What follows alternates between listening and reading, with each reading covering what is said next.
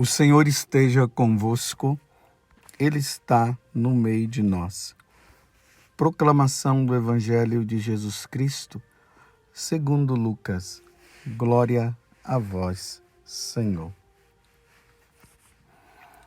Naquele tempo, Jesus dirigiu-se a uma cidade chamada Naim. Com ele iam seus discípulos e uma grande multidão. Quando chegou à porta da cidade, eis que levavam um defunto, filho único, e sua mãe era viúva. Grande multidão da cidade a acompanhava. Ao vê-la, o Senhor sentiu compaixão para com ela e lhe disse: "Não chores."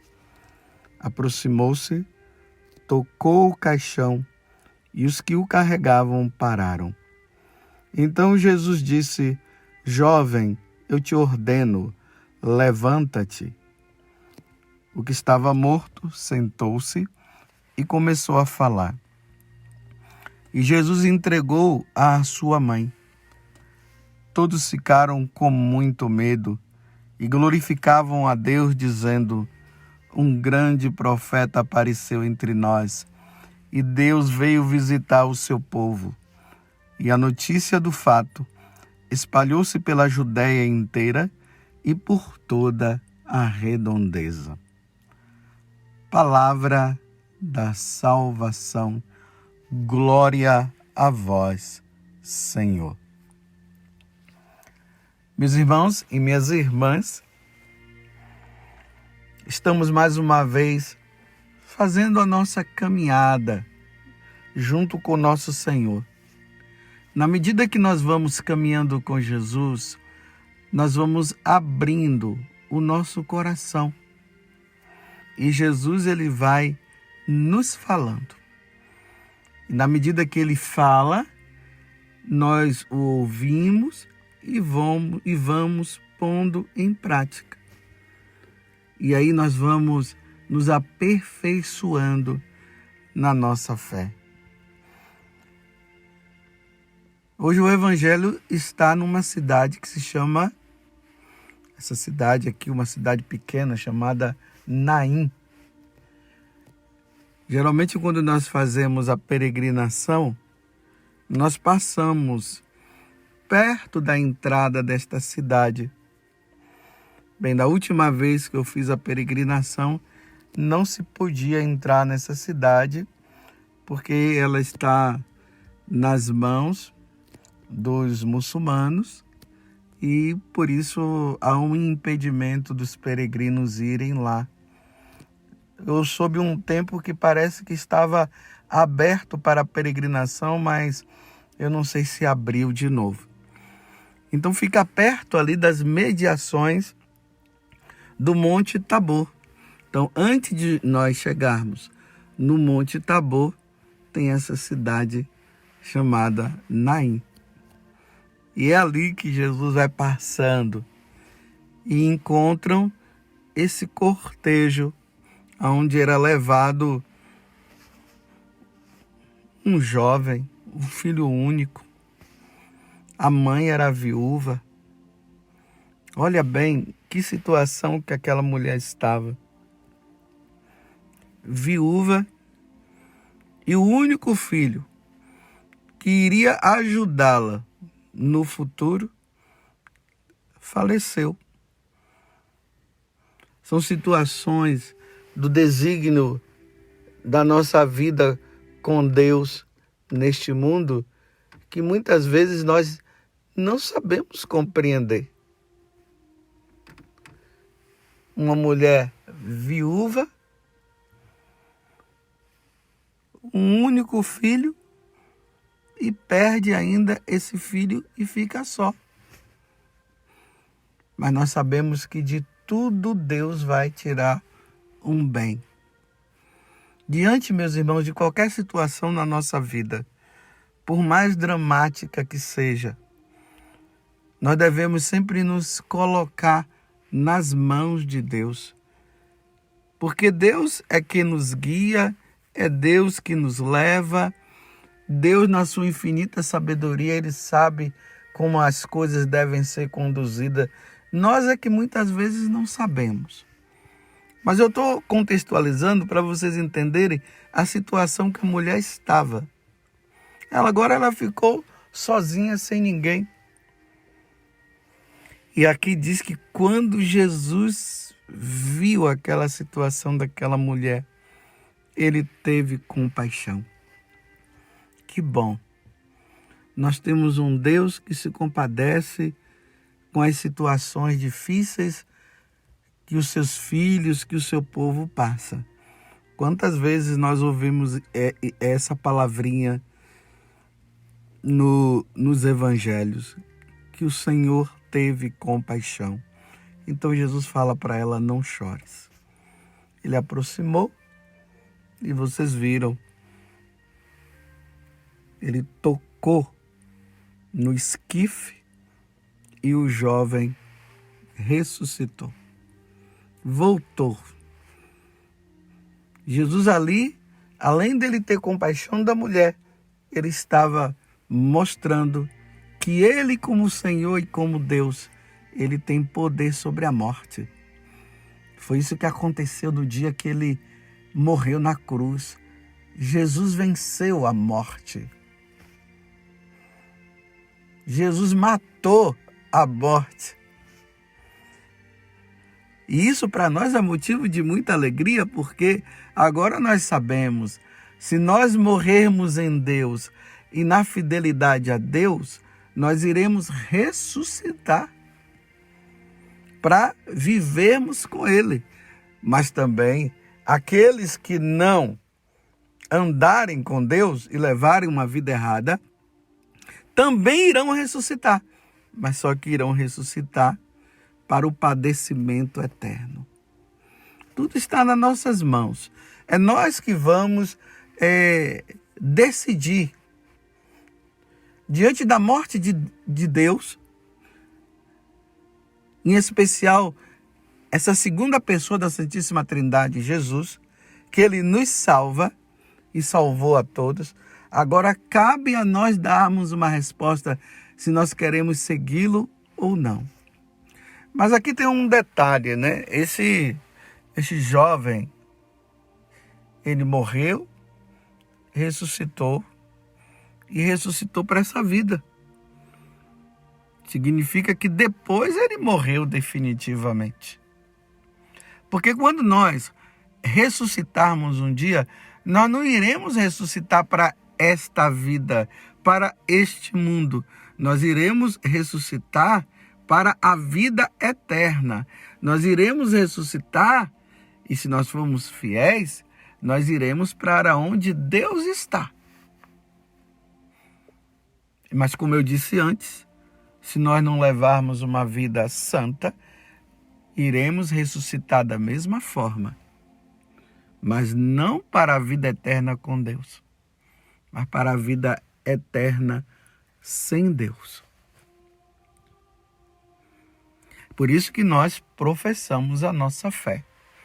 E anteontem, nós professamos a nossa fé no domingo passado. Logo após a homilia, o sacerdote convidou todo mundo a ficar em pé e ali nós professamos a nossa fé dizendo que nós cremos na ressurreição da carne, nós cremos na vida eterna e nós terminamos dizendo amém, assim seja, é o que nós cremos na vida eterna. Um dia, meus irmãos, nós iremos ressuscitar. Primeiramente, a nossa alma sairá do nosso corpo, nós iremos diante de Deus para prestar conta dos nossos atos. Ali nós receberemos a sentença, como está escrito lá na carta aos Hebreus, no capítulo 9, o versículo 27, que nós morremos e em seguida nós somos julgados. Aqueles que morreram santamente, sem nenhum pecado, direto para o céu. Aqueles que morreram com pecados veniais, ressuscitará, a alma irá para o purgatório. E aqueles que morreram em estado de pecado mortal irão para a condenação eterna. Essa é a nossa fé, é a fé da igreja e é nisso que nós cremos.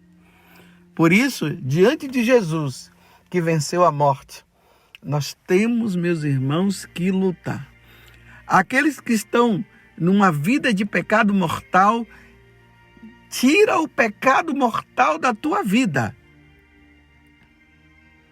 Se confesse e comece a levar uma vida santa. Aqueles que já baniram o pecado mortal, lutemos agora para vencer os veniais e os defeitos, para tentarmos morrer e ir direto para o céu. Mas como dizia Santa Teresa d'Ávila, que não existe uma pessoa tão santa que não mereça um purgatório antes. Então, se nós não formos direto para o céu, que pelo menos nós passemos pelo purgatório, estaremos salvos. Será um tempo de purificação da nossa alma? Será sim, será um tempo. Mas iremos para o céu assim. A situação das almas no purgatório é essa. Elas estão passando por essa purificação, por esse sofrimento de saber que está ali, vamos dizer assim, na antessala, preste para entrar na sala, mas ainda não pode entrar. E ali estão contando com as nossas orações, com os nossos sacrifícios, porque as nossas orações, os nossos sacrifícios, as nossas penitências, as missas celebradas na intenção dos nossos entes queridos, ajuda a diminuir o tempo dessas almas no purgatório. Ajuda a diminuir o tempo. Então rezemos, peçamos a Deus pelas almas que estão no purgatório. Agora, meus irmãos, quem morre em estado de pecado mortal vai direto para o inferno. E eu sei que nem você e nem eu queremos isso. Não vamos brincar mais, né? Não brinquemos. Essa é uma verdade, meus irmãos. Diante daquelas pessoas que ficam fazendo brincadeira, dizendo que não é bem assim e tal. Aí tem aqueles que dizem que não existe condenação, que todo mundo vai para o céu. Ou aqueles que dizem que o inferno não existe, só existe o céu. Ou diante daqueles que dizem isso aí tudo é conversa fiada da igreja, quando morreu acabou. Para essas pessoas, a única coisa que eu posso dizer para elas é o seguinte: quem morrer verá o que vai acontecer do outro lado. Mas como eu creio naquilo que a igreja ensina, e como eu creio naquilo que nosso Senhor ensinou, eu vou dizer para vocês, meus irmãos, eu estou lutando para ganhar o céu. A morte de Jesus não pode ser em vão na minha vida. Se Jesus, com a sua morte, abriu a porta do céu para mim, meus irmãos, eu não posso mais brincar. Eu estou falando para vocês de mim. Cada um fale de si. Eu não posso brincar mais. Eu não posso permitir um pecadinho mortal.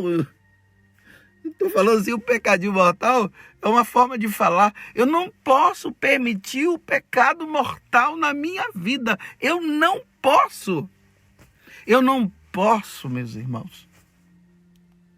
Depois de ter levado e ter passado por um tempo aqui na terra, labutado, lutado, e depois não ir conviver com Deus no céu, não estar com o meu Senhor no céu, não vai ser fácil. Não, eu não quero isso para mim. Eu quero o céu. Eu quero a eternidade.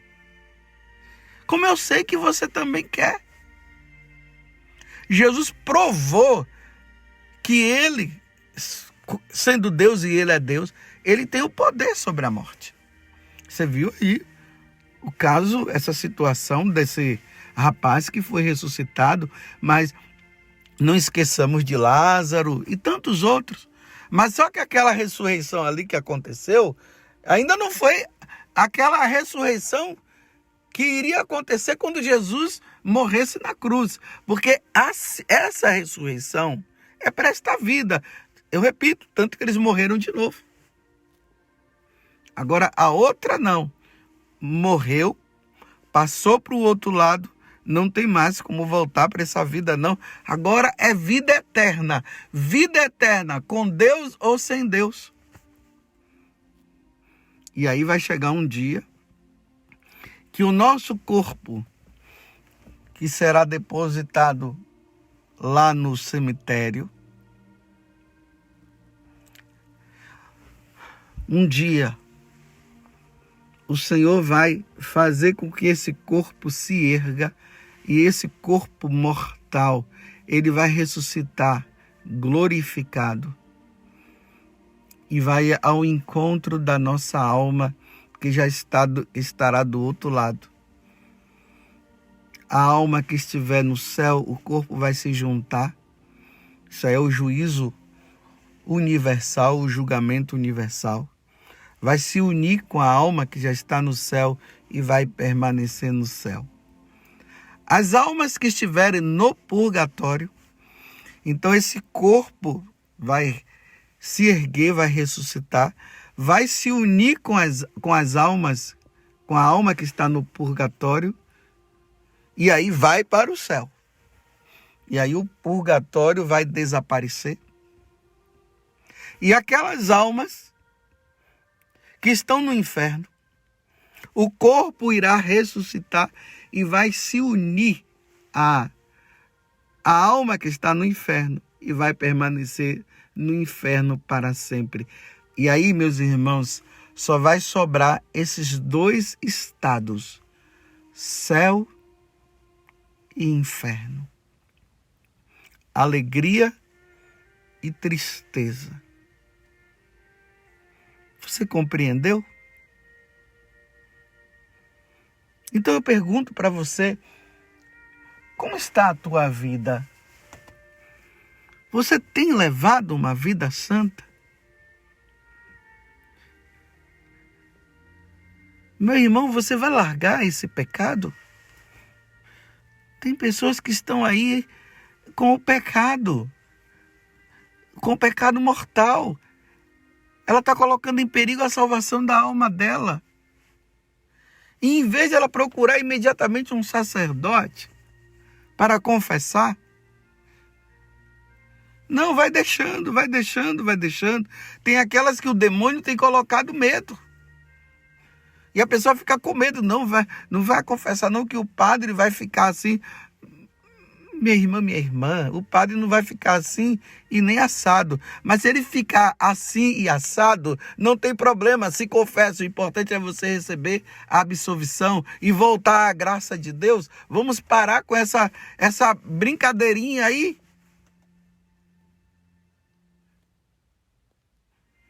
Salva a tua alma. Salvemos a nossa alma.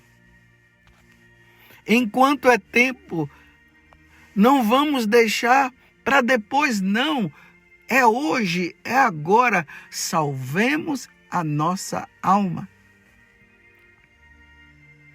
A ressurreição desse jovem é uma prefiguração da nossa ressurreição.